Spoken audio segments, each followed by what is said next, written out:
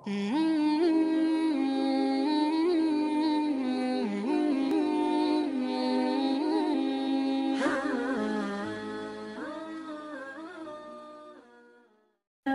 الله الرحمن الرحيم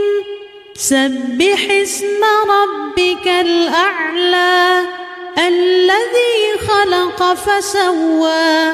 والذي قدر فهدى والذي أخرج المرعى فجعله غثاء أحوى سنقرئك فلا تنسى إلا ما شاء الله إنه يعلم الجهر وما يخفى ونيسرك لليسرى فذكر إن نفعت الذكرى سيذكر من يخشى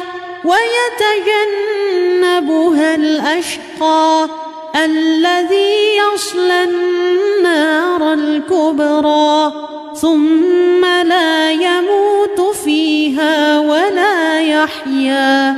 قد أفلح من تزكى وذكر اسم ربه فصلى بل تؤثرون الحياة الدنيا والآخرة خير